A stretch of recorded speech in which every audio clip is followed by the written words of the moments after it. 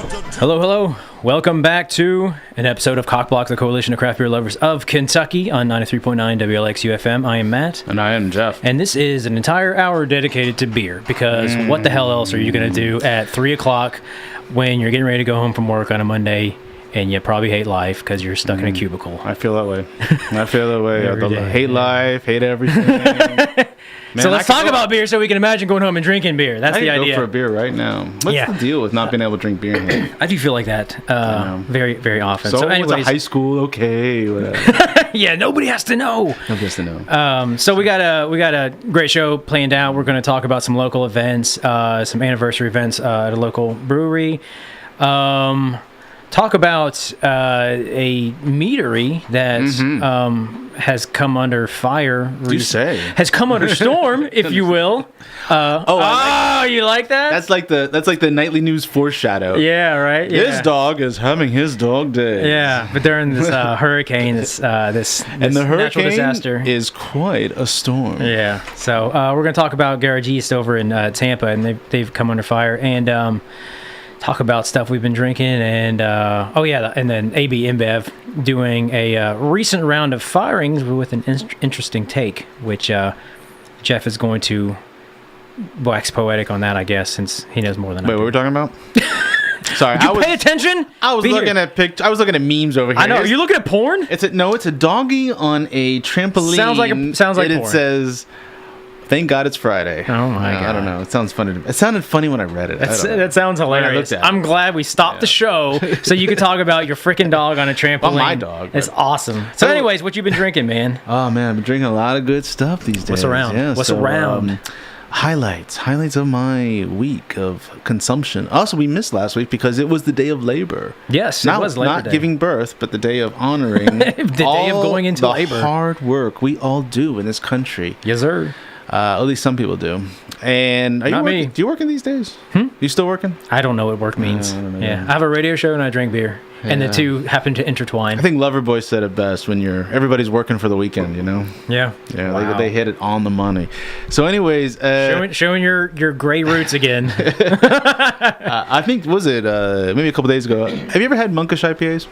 I think I might have had. No, I don't think I have actually. I know it's kind of a hot thing. I'm in the Monkish trading forum where people are just now, Monkish is out of California. Yeah, Southern California. And they do New England style IPAs, correct? Like hazy style. They seem to be doing both sours, highly sought sours, and then New England style IPAs in cans that are just like all the other ones. People lining up for. I'm in that forum where not to trade, but just to see. Because I study rhetoric and I study how people talk about things. Yes. And just see the insanity. But a friend of mine who's out there sent me a couple cans, and I had the Foggier Window. Foggier Window, okay. Yeah, which is a really nice IPA. I really enjoyed it. He sent me another one, which I have no idea what it was because it didn't have a label on it. I asked him what it was. He goes, I don't know. Someone gave it to me. It's one of the newer, I think it might be Green Hob. It tasted like the description. But those were really solid. And they're as solid as, Treehouse or Trillium. Okay. So... it all blends together in that hazy tropical goodness, but I like that stuff. But they're hard to get. They apparently are, and I just asked him once, how hard is it to get? He wanted actually an ethereal fantastic. He had heard about it. Oh, yeah. Wait, where does this guy live? In Southern California. Okay, so he heard about it from us. Yeah. I was going to say, did he hear about it? He's also opening a brewery out there. Okay, cool. But otherwise, so that was beautiful. Enjoyed that tremendously. Now, I'm interested. Somebody out of state hears about a Kentucky beer, because that doesn't happen very often. Did he try the hoppy, the Fantastic? I don't think it's arrived yet. I just sent it the other day. Oh, gotcha. Okay. I sent it the other day. I like to hear feedback from outside the state. I like to hear too, and I also sent a couple other ethereals, the Country Boy Golden.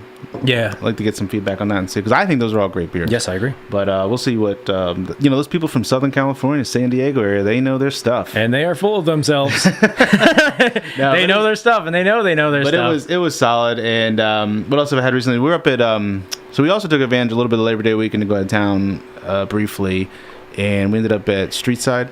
Yes, Asheville. No, in Cincinnati. Oh, I'm sorry. Yeah. That's what I meant. Cincinnati. Took the kids to the Newport Aquarium, which is like all around the Newport Aquarium is fast food mania. Yeah. Right down the street. Anybody's in Newport, I'll tell you, right down the street, don't eat any of that fast food right next to the aquarium. Walk 2 blocks away, and there's this place called I forgot the name.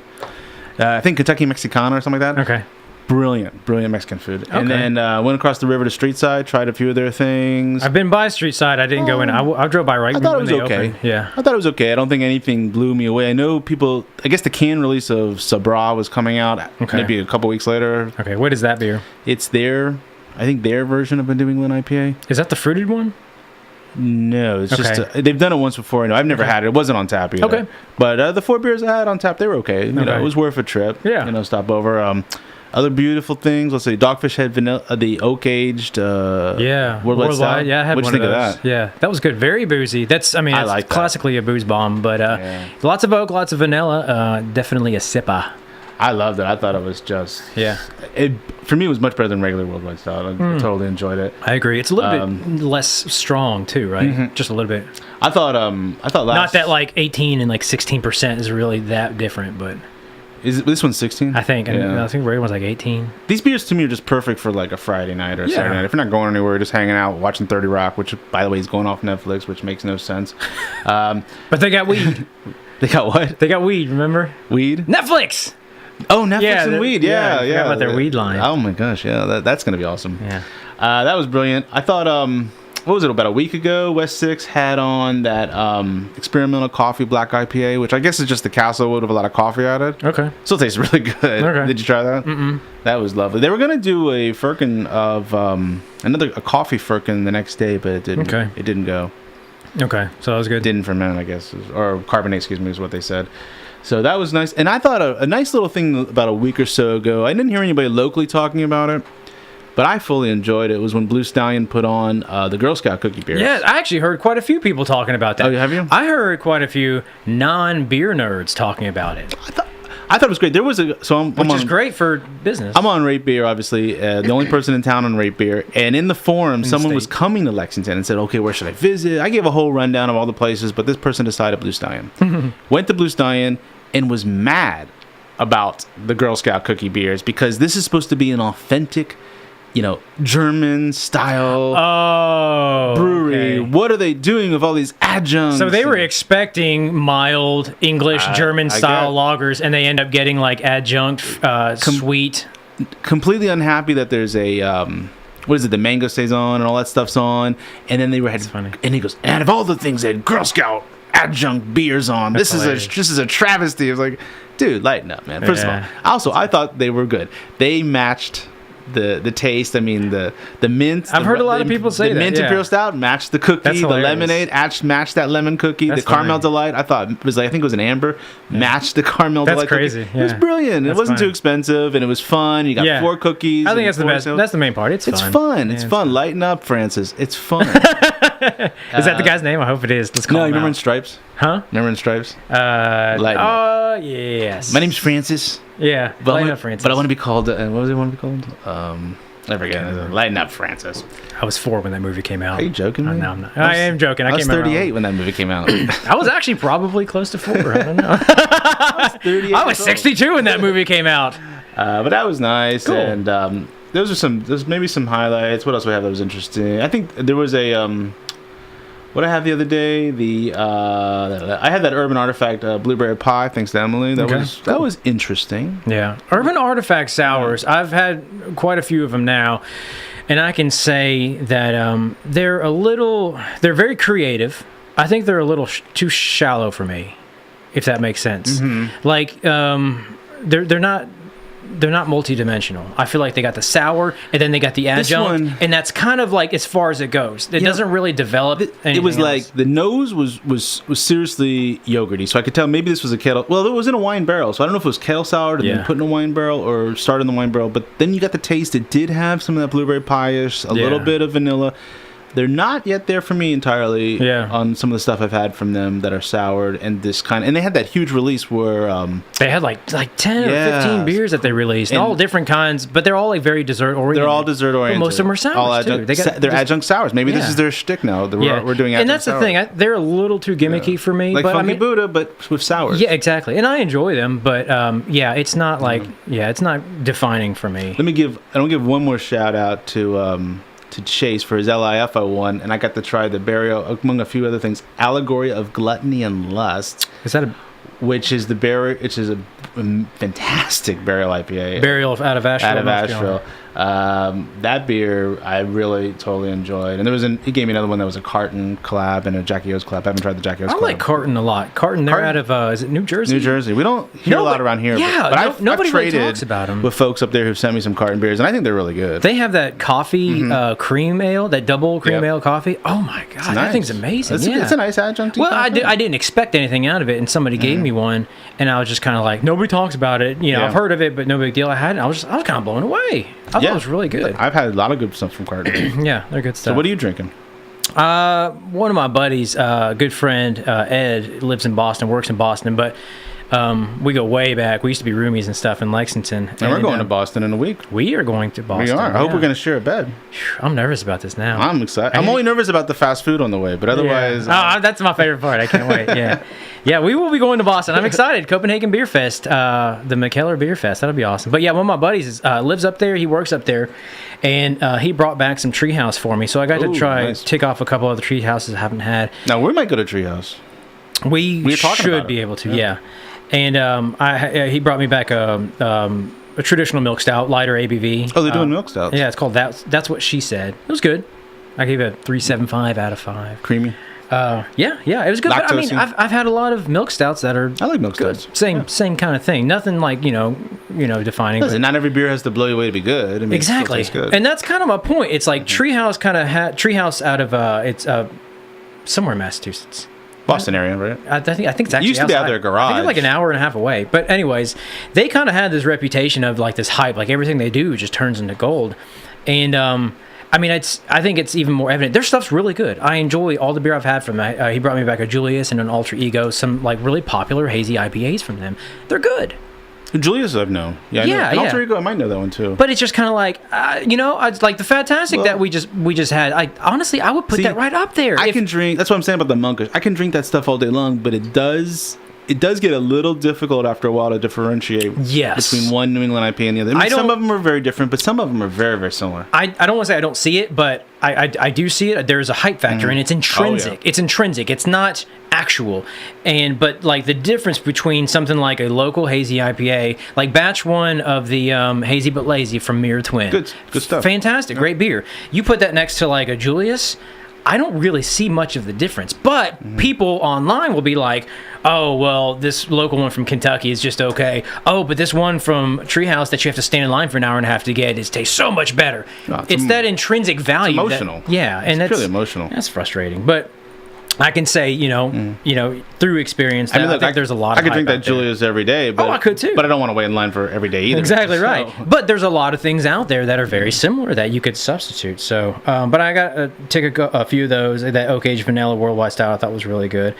My mead tick for the week, I got I'm in the Superstition Club, and I got some bottles of the Chocolate Strawberry Sunrise. That sounds good. It was. Can I come over? No. Damn. No, I drink it all. Now, how are you getting that? Is that someone out of state? Well, they ship, but they don't ship to Kentucky. Right. That's what I mean. I have family that lives in Tennessee. That's how you're getting it. Yeah. So they ship to Tennessee. So they just. I wish I had better relations with my parents. I could ship. Yeah, but turns out I hate them. I could ship to North Carolina. You can be really nice to your parents just so they can get your shipments. Oh, I love you again. Yeah, exactly. Can I use your address? So, but Superstition, I've always enjoyed their meads. They're going to stop shipping in 2018, which is kind of that's kind of sad. Stinks. You know what's going to happen though? They ship most of their stuff. As soon as they stop shipping, everyone's going to be like, it's going to be harder to get, and everyone's going to be like, oh, it's so much better now. Yeah. I guarantee that happens. Look, it's that whole hype thing. Yeah, old school marks, man. Exactly. Scarcity. So scarcity is value. Those have kind of been my ticks. I don't get out much locally as much as I should. I try to get out a little bit here and there. I haven't done that. When was the last time I was there doing that? I think maybe Thursday. Well, Thursday I just got one little tick because we were dropping my daughter off next to Mirror Twin at a pottery place. So there was a Braxton Blossom on. I tried. Yeah. I think the day before that that's right. The day before that Wednesday, I tried the new black IPA at Mirror Twin, which I thought was pretty good. Yeah. Oh, and obviously the fantastic bottle release over at Ethereal. I totally forgot. That was like a week and a half ago. Yeah, but we haven't done a show since then. No, that was a nice release.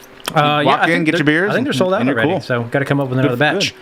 I thought they did make another batch, right? I think they're going to make another batch. Yeah, we'll get some different answers on there. Yeah. See, I understand how brewers may want to make. I understand the need to make a festival. I understand the need to make the hype. They make the waiting in line. Yeah. But I still love the fact here in town that I can walk up on the day of and just get the bottle. Don't have to wait in line. I showed up at Ethereal, grabbed the 2 bottles, had a couple beers, hung out. Yeah. Talked to Bishop for a second. Yeah. And it was cool. It was I fun. love that too. Well, you and I had a conversation with my Boston buddy who was there. Right. Yeah, right, yeah. right, Ed, and I had got him a few bottles of that Fantastic to try and kind of contrast and compare. And we had this discussion about how he was standing in line. He showed up at Treehouse in Massachusetts at 2:00 when they opened. And he said the line was 150 people deep. Now, he said it moved quick because they streamline it. It's like you get a package, you basically grab it, go and pay. But still, it took him 45 minutes to get through that line. That's insane. And then he walks in here and he goes, it's funny because he goes, there's nobody there. He's like, when are people going to start showing up? I was like, man, this is Lexington. Like, this is it. I read a piece. Which we had, we did at the same time as festival. But I think I read a piece the other day where it was about a guy in New York who was going to another half release. Another half is in Brooklyn. Half out of New York. In Brooklyn. And they also do the hypey canned IPAs.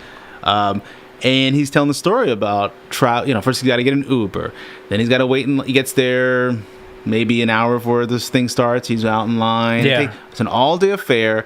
He's got an Uber there, get his beers, Uber back, and it's like I can't say the amount on the air, I suppose, but it's so much money for just a handful of cans. And he's like, was it worth it? Exactly. To do this? And it's not, because the travel, because it's New York. You can't get in your car, go to a brewery and park it somewhere. Yeah, it's exactly. impossible, so you have to Uber. They're like, parking spot. What is that? I've never heard of that before. We thought about for a second on the way to CBC, we might go to other half, and then you realize, where are we going to park the car? Yeah. And if you find a space, it's probably like I can't say the amount on the air, but a ridiculous amount of money. It's insane. I remember when I was younger going to New York, and how much it cost to park your car for the day, or just a few hours, was absolutely insane. Yeah. Well, we will be up that way. You and I and our good friend Jason. Yeah, it's gonna be fun. Is it a week? It's on the 20th. It's gonna be in a car a long time. About a week and a half. Yeah. Man. We haven't really planned, have we? No. We're just going to fly by the seat of our... No. I'll bring snacks. Snacks? Sure, I'll bring snacks. We're just going to stop for fast food. It doesn't matter. This is the scariest part for me. Like, where are we going to eat? I know you guys are going to want to go to Taco Bell and Wendy's. I didn't want to go to Taco Bell until I knew how afraid you were. Now I really want to go. We're going to stop at White Castle. We're either going to go to a White Castle or a Crystal. Castle. Yeah. Oh, my God. Gas station pizza. Oh, no. Hot dogs at a gas station? Yeah. We're going to stop at a grocery store and get sushi from, like, a grocery store. No, we'll get gas station sushi, too. You know what? I'll do that first. My wife likes to get the pickle in the bags when we're traveling, from the, what's the name of that? Pilot, or something like that, Yeah. I'll eat some of that. She loves pickle in the bag. Yeah. Well, she's obviously a much better connoisseur of gourmet eating than you are. You vegan. Maybe I'll bring some sandwiches. Vegan, like tofu loaf. Soaked in soy sauce. Yeah. Can't wait. It is going to be fun. But we're going to be able to report back for our 2 listeners about what went down. Yeah. We'll have to document this entire process. Because the tap list right now looks insane. And we're going to 3... I don't know how we're going to make it. 3 sessions. Yeah. We should cover that tap list here in a little bit. We should get 1,000 ticks. Yeah. We'll have to take a break and then I'll pull the tap list. We're going to stop on the way there, maybe a couple places. It's an adventure. It's Thelma and Louise, but with 3 people. Yeah, except we don't go off a cliff at the end. I hope not. Yeah. That would suck. And if you're lucky, you'll get to meet a Brad Pitt. We'll see. That'd be good. Hello. Welcome back to COCBLOK, the Coalition of Craft Beer Lovers of Kentucky on 93.9 WLXU FM. I am Matt. I'm here with Jeff. We are talking about beer because that is all that matters in life. And I'm trying to find this tap list for the Copenhagen Beer Fest that we will be attending in Boston on the 22nd of this month. And we are going to take a road trip. And we're going to need 2 days to get up there. Get your motor running. Yeah, we're going to eat lots of Taco Bell. And I cannot find this freaking beer list. You have to go to CBC. Is it cbc.com? Oh, I have no idea. Oh, whatever. But there's a lot of good stuff. There's a lot of Scandinavian stuff, English stuff, American stuff. Lots of high-profile breweries. Beers. Lots of, and there's Superstition, one of my favorite meaderies, is going to be there. They're the only meadery showing up. Is that true? I think so. Well, out of the release details that we received, it seems like they're the only ones. I see the updates on Facebook, but I can't say that I've been paying an incredible amount of attention to all the things that have been released because then I get so excited. Yeah, and then you're like, when's it going to be? And it's like when I went to the Shelton Brothers Festival, you're thinking, oh, this, and as soon as the gates open, you kind of get that freeze for a second, like, oh my gosh, where do I go first? Yeah.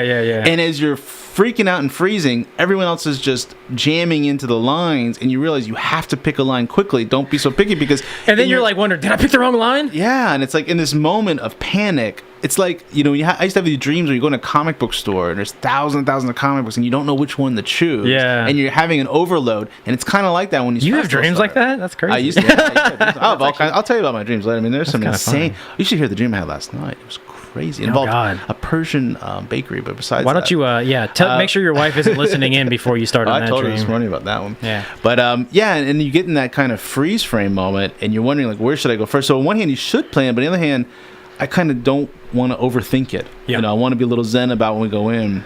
Well, you could do what I did, and for FOBAB in Chicago last year, you could just literally try to drink as much as you can all at the same time. Tell us about your subway adventure. And then throw up on a train. Yeah, so that's definitely pace yourself, drink responsibly, blah, blah, blah, blah. But it's hard to really kind of like encompass like how grand of a scale stuff like this is until you get there. It's like a kid in a candy store. You're just which one do I have first? I don't know what to do. Yeah, exactly right. But I want it all. Well, we got the early admission, so hopefully it'll be a lot more low key. We can kind of get the stuff we want to get. I think that's clutch. But my experience at GABF was as soon as you walked in, it just seemed so empty. And it was easy just to walk around for the first whatever minute. And then they opened the floodgates? Well, it was just, we just walked. No, we were just on regular admission. And you're regular admission for GABF. When I went to GABF that time, and we weren't even... how long ago? That was like 62 years ago? We weren't even first in line. I mean, we were in the middle of the pack waiting to get in. But once you got in, it just seemed really calm. It seemed like there was like this calmness to it. Seriously, how long ago was that, though? That was, let's see, I'm 63 today. I don't know. That was a few years ago. Oh, okay. So it was relatively recently. Maybe 4 or 5 years ago. I don't know. Okay. Well, where did I live? It might have been more than 7. I can't remember. I think I may have lived in Missouri, so it might have been 7 years ago. That makes more sense because beer's come a long way in 7 or 8 years. That's true, but there was lots of great stuff then too. Yeah, I'd like to see like how the crowds react at GABF, the Great American Beer Festival now. Insane. They burned the place down. Yeah, literally. They torched it, and then they used the alcohol to fuel the fire. It was crazy. Cigar City event from a couple years ago where they're ripping down the gates. Give us our beer. That was insane, though. Yeah. You remember that. They just kind of like screwed up and they're like, F you guys. Yeah. We're shut down. So you have something you want to talk about a kind of F you guys moment. This is interesting, and it actually, Cigar City is technically kind of involved with this. So...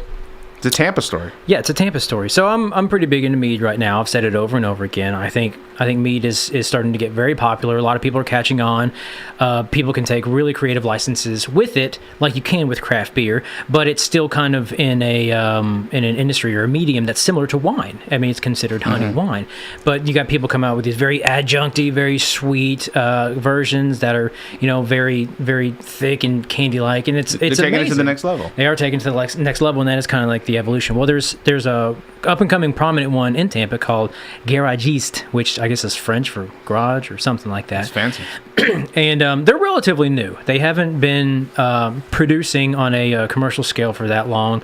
They were doing some bottle releases and stuff prior to that, but most of it was just kind of like marketing, get the name out there. A lot of people had them. I've had quite a few of them. They're very good, very tasty stuff. In the Tampa area, there are some pretty established breweries. I call it the craft industry because I kind of roll mead in with that. Cigar City and then more recently Angry Chair. Both of them, granted, they are established. They've been around for a little while. Once word that Hurricane Irma was going to fly through Florida, they took it upon themselves to hand out water because that was kind of an issue. Cigar City actually was donating all their growlers, filling them with water and handing them out. Angry Chair was saying, bring in your growlers, your howlers, whatever. I see a lot of breweries do this. Yeah, well, some even can water. Yeah, well, the growlers, that's exactly what they were doing. They're canning water, but you're talking about smaller scale. Like I saw Braxton was canning water, and I think some other breweries. Even Budweiser was. Budweiser does it very always. Always when there's a hurricane, they do that. And we'll set Budweiser aside for a moment because that'll probably come back into play in a second. But so the natural disaster is going to come, hurt and displace a lot of people, and then these two craft industry establishments decided to help out the community. Meanwhile, next door over at Garagiste, they're starting to come under fire, and people were lighting up their Facebook page because they were having a bottle release on Saturday. This is supposed to be last Saturday, where they were basically going to just continue to focus on income and not worry about the hurricane. Okay, whatever.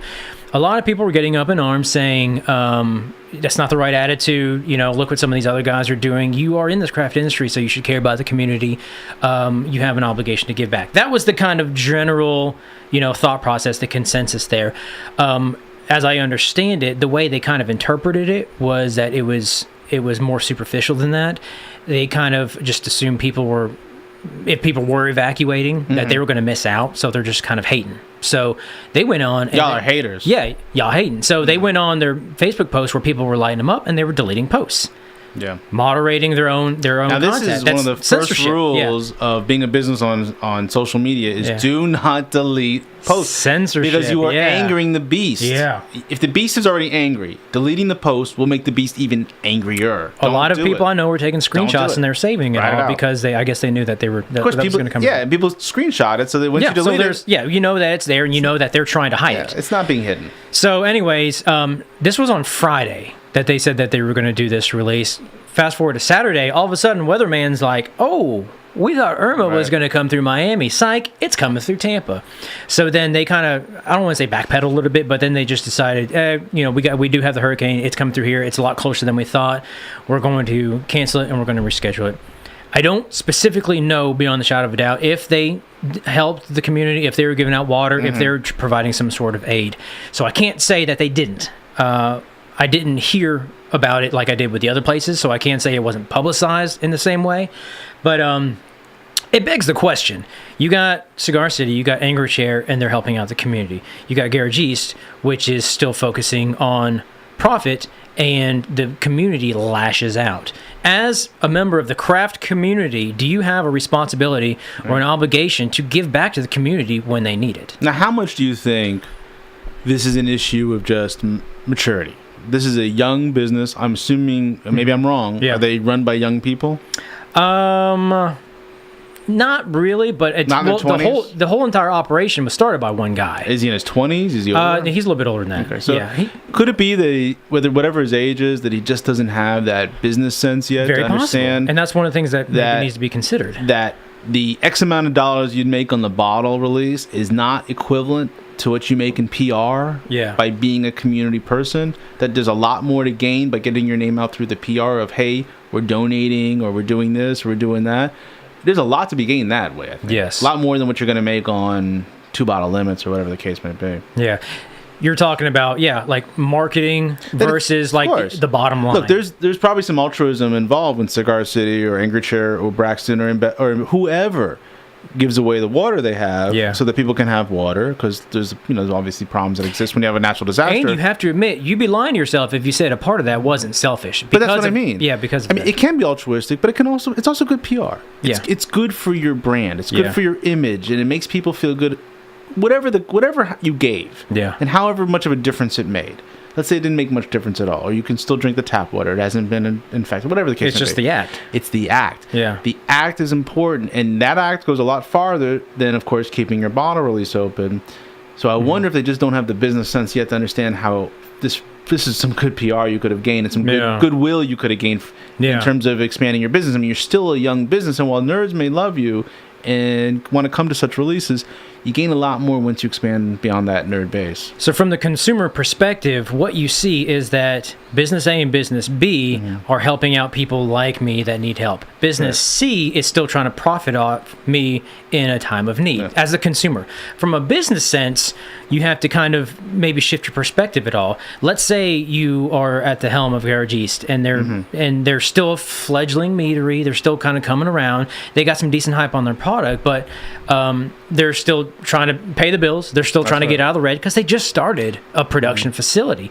So if they get into a situation to where they give away a bunch of water, they fill a bunch of bottles, and even if they don't use their own packaging, if they have people come in, all that time that they're using giving away water, even let's just say the water's free, okay? Right. All that time that they're spending doing that is time that they're not making money, that they can't conduct regular business. So does their red column continue to increase, and they get more and more in debt to the point to where they could possibly fail? I think you have two choices here. We had three, and the wrong one was the one they chose.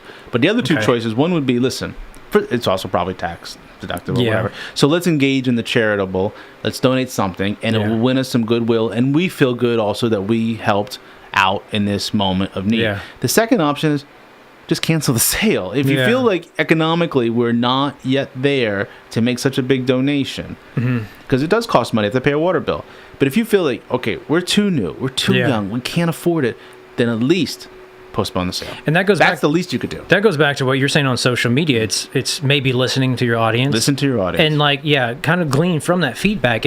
If people are getting livid, maybe we need to take into consideration what is important to them. And rather than like Scofflaw, we brought this up, out of Atlanta, that brewery that basically, literally, they took a picture of all flicking off middle fingers, and then they made a big long post saying, you suck. If you don't like us, go somewhere else. Customer said, look, I'm waiting to get these 4-packs, and they're not even. Some are really good and some aren't. And rather than say, you know what? Thank you for rather than listening to the thank you for telling us that we might have a little bit of we'll look into consistency problem. We weren't aware. We'll look into it. Why don't you stop by for a free pint? Instead, they say "F you." Yeah, that's the wrong move. In a quite literal sense. You know what? Give the 5. Well, I can't say the money. So the amount of money the pint costs, it doesn't really cost them that much. Now, you have to give away thousands of for sure, but for the most part, just give the money back, or say, come in for a free pint, or just at very, very least say... We're still talking about Scofflaw. Yeah, Scofflaw. Yeah. We're sorry. Yeah. I think in the example of Garagiste, I would at least say, listen, we stand... If I were their brand manager or their manager or their owner, what I would have done is gone online and say, we stand with Tampa, we stand with the residents in this moment that we are panicking, that people are going to lose their homes and experience a lot of financial hardship. Obviously, a bottle release is meaningless in this kind of situation. Yes, exactly. Put in context. So I would say that. I would say, look, a bottle release doesn't mean anything in the big picture of what's about to happen. Yeah. We will we are very appreciative of all our fans who are going to come out. We will let you know when it'll be rescheduled. Yeah. That's what I would do. And it's also important to, on the flip side, we say, but I would go from a business perspective. Also, on the flip side, business has to go from the consumer perspective too. And if you act like, since I'm the producer of this good, I know what needs to be done, rather than saying, I know you guys are just hating, I'm not going to listen to it, I'm just going to squash it. It's important to go from the consumer perspective too. Even if they are hating, you need to be receptive to the I would never make a bottle release more important than the safety the safety of people when a major storm is about to hit. I would do the opposite, and you would gain more and more PR, good PR that way than what they've gained. And the public might forget this moment, or they might not. You never know. But this is not what you want when you're a young business, I think. And you're right. The public might forget it. Down the road, it'll at least subside a little bit, but they took a ding. And if popularity was like a graph or something, like a line graph, I think the same with Scofflaw. Like, they went up and then they plummeted because of their reaction, and then they started backpedaling. If you notice, and they're like, I think there was like a rebuttal post where I guess one of the owners had basically jokingly said, so-and-so is not allowed to post on social media anymore. And they'll start to go up a little bit, but they took a hit, and they have to regain ground. Craft drinkers are finicky drinkers, and they're also passionate. And they're passionate. And one minute they turn on you, they may come back, or they may not. We haven't seen enough time pass to know how much Wicked Weed lost by selling out. In terms of those people who were willing to pay that for 500 milliliter bottles of sour beer, maybe nothing in the end. Maybe people come back. People came back to Goose Island for Bourbon County. They did not. The craft beer fans did not abandon Goose Island on Bourbon County. We don't know yet on that situation. On this situation with this little meadery, I doubt that this is going to ruin them, obviously, but it might take a little bit of a hit at first, and people might be pissed at them. On the grander scale, does the craft industry have an obligation to help out? I mean, I think it's the best PR. If I were in this business, it is the best PR in the sense that we talked, I think, last time we were here about the breweries going out of business. Yeah, smaller kind of as the it seemed industry grows. If I remember, what the Blank Slate guy said was, look, I understand now it's more than just having a small tap room open a few hours a day. And it is more. And one of the things I think that helps certain craft breweries do well is that community-oriented focus. Yes. And it could be everything from hosting the running club and the yoga group, like West 6 does, or like West 6 does, taking some of the profits, like they do the Pay It Forward Porter, and they donate some of the profits back to a charity. To charity. I think, don't they, every month they have a different one? Yeah, it's a different charity every single. And so That's solid. And the amount of money and it has nothing to do with beer. Give away, it's fun. I think even Mirror Twin does some things where they've been giving away, they've been making some donations. Okay. I can't remember exactly. That's solid. It gives you a good relationship with the community, a good relationship with other organizations. It's also good public relations because you're gaining more customers that way, and the amount you're giving away probably is not that excessive in terms of what you're making, but it means a difference to those organizations you're donating to. So yeah, I think if you don't want to take it from a moralistic or altruistic point of view, I would take it from a business sense. Yeah, that this is good business to be involved in the community. I agree. And you know what? But it's also good business sense for any size business. Yeah. It's good business sense for Anheuser-Busch to can beer. Of course. And that's honestly, from a company that size, I think it's safe to say that's the only reason they do it. Well, that's not fair to say. That's not fair to say. But that's the primary reason they do that. If we looked at their books, we know that they probably give a lot of money to a lot of organizations. I'm sure they do, yeah. And there's more behind that too, with like tax write-offs and kind of, skirting the IRS and stuff like that. But from an altruistic point of view, like the craft industry is known to be intimate with its consumers, intimate with, the people. Like they are the consumer and they're also the producer. We are all one and the same. We are crafting by hand these products that we all love very much. From that perspective, it's like, is it an unspoken obligation that you need to give back to the community that has already supported you so much? I think, even business aside. I think you need a good success for a lot of these breweries and tap rooms is based on community relationships of some sort. You have to do more than be open from 4 to 10 every night. If you're a tap, there are some exceptions, I'm sure, to this rule, but I think for the most part, if you're a tap room and all you do is open at 4 and close at 10 and have 10 to 20 taps on, it's not a very good business model, and you're probably not going to last that long in the long term. If you're a tap room that has really good relations with your community, and particularly your neighborhood, if you're a neighborhood tap room, you become the spot to go to when people get off work or on the weekends when they take their dog and their kids and hang out. That's a good relationship. People feel like you're a part of us.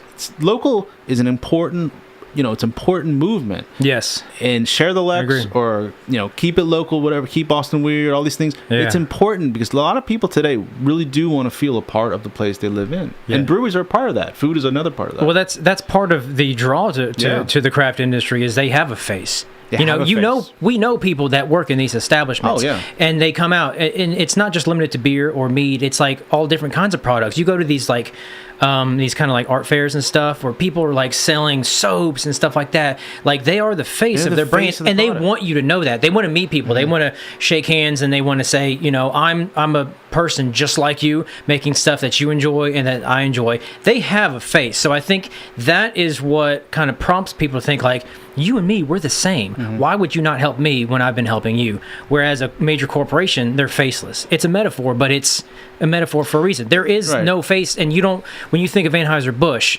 there's not a person that comes to mind. You don't care. They still give water and stuff, but it's more from I'd say business obligation or. If you're a local taproom brewery, you want to be the face of your neighborhood. You want to be the face of that area that you're located in because you want people to identify with you the way they identify with all kinds of things. Look, people that live in Lexington, they may never have gone to UK, never studied there, don't go to campus very often, but they identify with the Cats, and they will root for them every single Saturday. Why? Because it feels a part of the community to be a part of the University of Kentucky, whether you went there or not. And you want that. If you're a brewery in North Lime neighborhood or, I don't know the name of the neighborhood where Mirror Twin's located or where 6, I don't know the official names. You want to be a part of that neighborhood. Yeah. I agree. Well, I want to bring Anheuser-Busch back into it about the layoffs and stuff they're doing because it's kind of interesting, but let's take a little break. Okay. It's got way too serious. Let's talk about funny stuff. Let's talk about funny stuff. Like boobies and butts and stuff. Whoa. Are we allowed to say that? That sounds real funny. You're listening to 93.9 WLXU. Yo, bikers are people too. You know what's really funny? Is just talking about poop. My little 3-year-old loves it when I talk about poop. I love to talk about poop. I know. We should talk about poop. We got a dog the other day. That dog poops 3 times a day, and I was telling my son... That's like me! No, but I was telling my son, look, how many times a day the dog poops 3 times a day, and my son looks at me and goes, that's what you do in the morning. Yeah, exactly. Yeah, between like 8 and like 10. I'm like a 10 time a day guy. Yeah, when I came back from FOBAB, I'm pretty sure I was like 10 times that day. No, I don't need to go to any beer festival to be 10 times a day. Poop. Yeah, well, you know I'm a rectitarian, right? Rectalitarian? Rectitarian. And by the way, if anybody out there wants to become a rectitarian, we do have literature to give out. I don't know if we're allowed to promote religion on the radio show, but it's a religion that doesn't believe in wiping. I say no. And we believe that heaven is a place of air-conditioned bidets and all the Sports Illustrated you can read. God, in that case, I think I want to be... Bob Hope was a rectitarian. Yeah, nice. Did you know that? I think I want to join. Yeah. Okay, I'll get you Bob in. Hope aside. Do you know Bob Hope? I know. I do know Bob Hope, actually. That's old school, man. Yeah. Old school, yo. I love me some Bob Hope, I guess. I don't know. The road to Zanzibar. Nice. So you're listening to COCBLOK, Coalition of Craft Beer Lovers of Kentucky on 93.9. We were talking about the responsibilities of the craft industry to give back to the community, but you had mentioned there's an article that's been floating around, and craft beer, craft meat, craft whatever people really give the big business a hard time. For good reason, I guess. This is faceless corporation. Talking about InBev. They're trying to squash the man. AB-InBev, Anheuser-Busch InBev, most notably, just because they've acquired so many big breweries and now so many little breweries. And then they have this offshoot brand called the High End, which encompasses all the craft breweries that they've purchased. And everybody in the craft beer community, all the nerds anyway, that know what is happening and understand who owns who, more or less kind of shun these guys that get bought out. Wicked Weed in Asheville got taken over, and it was just a huge crap storm. Right. And I don't know if that's still subsided, but so it's like, it's big beer. That's what you call it. It's big business. They're faceless. They don't care. So why should we care? So this is kind of interesting. There's an article floating around, and I kind of rolled my eyes. I didn't really read it. And you were telling me that AB-InBev just did a round of layoffs. Regarding the higher end, right? Or they fired a bunch of people in relation to higher end being the craft beer segment. Now, logic would dictate that they would can a lot of those sales reps and those managers that were brought on board because they're from the outside and their inside guys are more... The ones who were with the breweries that were bought. Exactly. Right. Like Golden Road. And so Golden Road and Wicked Weed, they would have had their own sales teams. But that's not what happened. It's about 300 or so people, I think, were fired from the high end, and they were from the InBev side. Okay. It's almost like say, well, we bought the brewery, we bought the beer, but we also got these good reps, and they kind of know their product. You guys kind of don't know the product that's going on in Devil's Canyon and West Wicked Weed and Golden. So we're gonna let you go. Yeah, and we're gonna keep the new people we bought. It's interesting. It's different. It's interesting, and I would have seen layoffs come in from a mile away. Obviously, well, that's the narrative: is that when companies buy other companies, there's redundancy. There's lots of redundancy. So you got to trim the fat. Yeah, you usually expect it from, at least I think, from the new people who are brought in. Yeah, you keep the people you have the relationship. Last one in, first one out. Exactly. But in this case, it fulfilled the narrative. Only did it in the opposite direction. Yeah, they fired their own people. Now, why do you think that is? I think, well, I don't know, because I think the articles, I don't think they really stressed, but my guess would be, unless I missed something, I don't remember correctly, but my guess would be because, again, if I get a team from Wicked Weed that knows Wicked Weed's products, knows the routes, knows where the distro's working in... is that your phone? That is my phone. Oh my knows where it's working in both North Carolina, but also the other states that they distribute to. Yeah. Why on earth do I want to get rid of those guys? I mean... So in other words, their rampant growth is due to their business model. Right. So why would we... So, but you guys over here, who work in our main office or on the road selling our other products... You guys just don't know the product, and you don't have the relationships. These guys have relationships.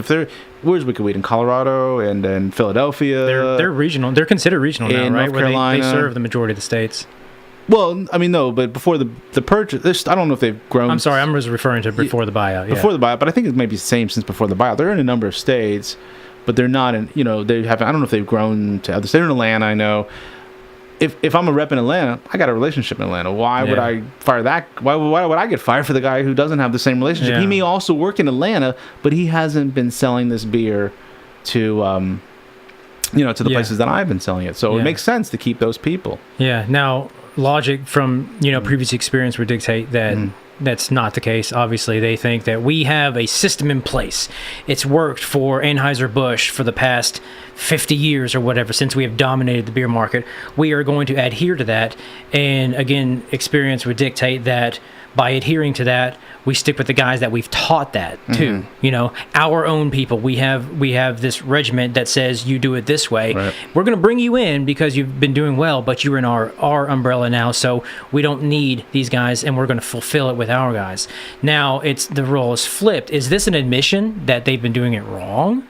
Is this saying that it kind of they've for a long time now they've been telling a narrative in these purchases that we are not going to change the way you do business. Yeah. And not only that, but in Goose Island's case, we're going to give you more barrels. We're going to give you more money, more access, more ingredients, so you can continue to do what you do well. We're not telling you now not to do what you've been doing. I mean, I guess the big exception is they're brewing Goose Island 312 outside of Chicago, whatever. Yeah. But in terms of these other brewery purchases, they've been very clear, at least in the narrative they've projected. We want you to stay. We bought you because you're this. We don't want you to be. They have been saying that for a long time, but it's kind of been just words until there was a piece that came out, and the brewer wouldn't say who he worked for, but he said, "I work for one of these breweries that got bought."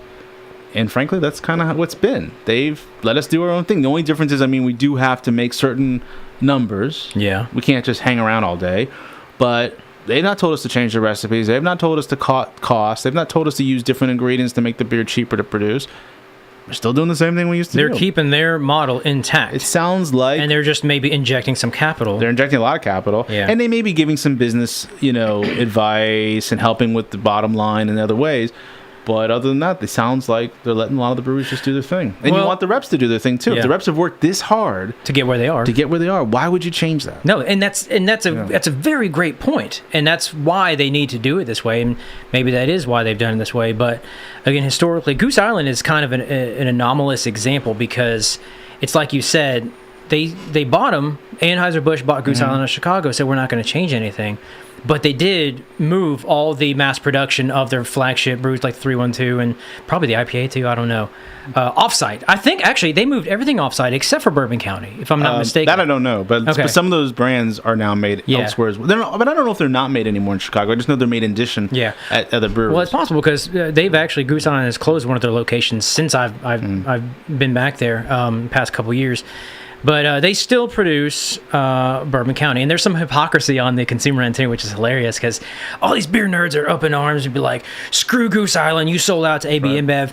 But Bourbon County is getting ready to be released next week, so I'm going to go ahead and stand in line. I'm going to buy that stuff real quick, but everything else sucks. So it is kind of hypocritical, and a lot of people were still on that bandwagon of this really hard-to-get stout that was in limited quantities, the Bourbon County series. People still talk about what variants are they going to be this year? And you know what's even funnier is that they had an infection issue, a huge mass infection issue that plagued like a huge percentage of those beers. And a lot of people were pissed off. And you know what? People are still lining up for that crap. Yeah, they changed the format. I thought that format change was a horrible idea. Format's more expensive. And it's also more expensive. Yeah, and people are still lining up for that. And they are still big beer. So, I mean, who are we really to say that, like, oh, we want to pick and choose which big beer we like? And if they really are keeping the stuff that beer nerds value intact, then... Devil's advocate here. I'm not saying anything, but I mean, is it a bad thing necessarily? Granted, at the end of the day, they are the faceless corporations making more money than anybody else. But if the consumer is still getting the product that they've always wanted, ideology is hard to break. There's a lot of people will stop buying, but we'll see how long that lasts, and we'll see if, let's say with the Wicked Weed example, I think there are people who really will stop drinking Wicked Weed. Yeah, but they might bring in new customers and new consumers if they expand into new states because of all the new capital that's going to allow them, if they want to come to Kentucky, if they want to go to Ohio. I would not be shocked. I mean, I still think they're going to come to Kentucky, but I would not be shocked if in the next 4 and 5 months we see Wicked Weed in Ohio. Oh, yeah. Because it's a huge market. I remember when it's a giant market. Golden Road got taken over, and I swear it was like... same with Elysian. It was like the next day it was on Kentucky shelves. Seriously, it was like a week. The oddest thing about that one, we never saw 10 Barrel, and we don't get all the Elysian. We only get 2 of the... We've only seen, I think, maybe 2 of the... Yeah, but those are their flagships. And they make more beer. The Golden Road has sent more... They've got more Golden Road into this market than other markets. But I have seen 10 Barrel in other markets, like in Nebraska and Georgia, and we haven't seen that here, which is interesting because I would think they'd want to put 10 Barrel all over the place, but maybe they have a strategy and they're saying no. Yeah. Even though Devil's Cane, we don't see any of that stuff. It still hasn't hit in a lot of markets. I would think that... Are you thinking of Devil's Backbone? Devil's Backbone, excuse me. You keep saying Devil's Cane. Calling the wrong name. That one we have not seen... in other, I love you. In other new markets. I love you too, baby. But Wicked Weed, maybe, I would assume Wicked Weed you're going to see, at least in Ohio, in Florida. Well, they were already ramping up their expansion for the Ohio market is just too big for anybody to look beyond. And that benefits us in the sense that it's close by. We can go up there and stack up. Yeah, they'll probably hit Cincinnati. I say Cincinnati's really blowing up. Oh, it's huge. Yeah. So I don't know if that's a positive thing, a negative thing. It's maybe food for thought. Could also mean lots of stuff sitting on the shelf and going unpurchased too. Yeah. That's the other inherent issue is with saturation, and they're just getting even more saturated. So I don't know. Big beer, buying out little beer, but then getting rid of the big beer aspect of the quotient. Interesting. Sounds like a children's story. Yeah. Big beer, little beer. Big beer went for a walk. We should do that. We should come up with a children's novel. Like have somebody like draw the pictures. Called Big Beer, Little Beer. Yeah. One day, Big Beer was feeling a little foamy. Big beer. Well, Big Beer. A little bubbly. It's got to be the antagonist though. So you have like a big bear, and he's like wearing like a suit and a tie. Like with like a sport coat, but like no pants, and then like little bear. I have absolutely no idea what you're talking about. We're doing the children's totally novel. Lost me. Why is he a bear? Big, because it sounds like beer. Big beer and little beer. No, I want beers. I was thinking of actual beers. Yeah, I know, but this is the children's novel, so we have to adapt it. One of those old timey twirly mustaches. You know, the guy who puts the girl in the train tracks. We could do that. Oh, how about a big bear with an old timey twirly mustache? No bears, man. That's what we're gonna do. This is not the Bernstein Bears, which is absolutely the worst children's series of all time. We're gonna get sued now. Right. You said Bernstein Bears. I'm sorry. And then you're getting ready to do a rip off somebody else's radio show here. Listen. Also, nobody called in today. That's really sad. Yeah. No calls. You realize on the video, as soon as you get into your Howard Stern thing, I'm just gonna cut it off. Uncool, dude. Uncool, bro. Until you come up with something. Uncool, yo. You watch Teen Titans Go? Yes. Beast Boy, the best guy ever. Yeah. Uncool, yo. Uncool, yo. You just got B. Arthur. He's a vegetarian. That's a cool vegetarian. Cool. I'm not saying I don't know any other cool vegetarians, but. Anyways, maybe we've said a lot, maybe too much, and we just got sued. This is 93.9 FM, WLXU, Lexington Community Radio. Support community radio, and always listen to COCBLOK, the Coalition of Craft Beer Lovers of Kentucky. This was a great show today. We're on every Monday at 3 unless we're busy. Unless we're not. And we're usually here, and we're rocking the mic, old school way. So, I don't know what else to say, man, but it's been a great show, and get out there and have yourself a beer.